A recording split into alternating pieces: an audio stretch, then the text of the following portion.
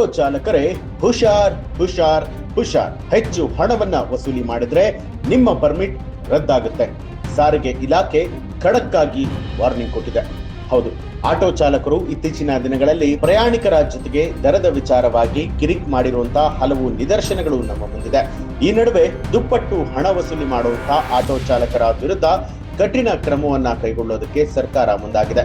Auto ಚಾಲಕರು ಪ್ರಯಾಣಿಕರಿಂದ ದುಪ್ಪಟ್ಟು ಹಣವನ್ನ ವಸೂಲಿಯನ್ನ ಮಾಡುತ್ತಿದ್ದಾರೆ ಅನ್ನುವಂತ ದೊಡ್ಡ ಮಟ್ಟದ ಆಕ್ರೋಶ ಇದೆ. ಆಟೋ ಹತ್ತಿದ್ರೆ ಸಾಕು 100 ರೂಪಾಯಿ ಮಿನಿಮಮ್ ಚಾರ್ಜ್ ಎಂಬಂತೆ ಆಟೋ ಚಾಲಕರು ವರ್ತನೆ ಮಾಡ್ತಿದ್ದಾರೆ.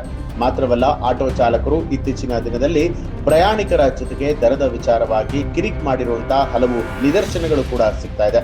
ಈ ನಡುವೆ ದುಪ್ಪಟ್ಟು ಹಣ ವಸೂಲಿ ಮಾಡುವಂತ ಆಟೋ ಚಾಲಕರ ವಿರುದ್ಧ ಕಠಿಣ ಕ್ರಮವನ್ನ ಕೈಗೊಳ್ಳಲಾಗ್ತಾ ಇರುವಂತದ್ದು. ಆಟೋ ಚಾಲಕರ ವಿರುದ್ಧ ಕ್ರಮವನ್ನ ಕೈಗೊಳ್ಳುವಂತೆ ಸಾರಿಗೆ ಇಲಾಖೆ ಆಯುಕ್ತರಿಗೆ ಸಚಿವರಾದ ರಾಮಲಿಂಗಾರೆಡ್ಡಿ ಅವರೇ ಸೂಚನೆಯನ್ನ ಕೊಟ್ಟಿದ್ದಾರೆ.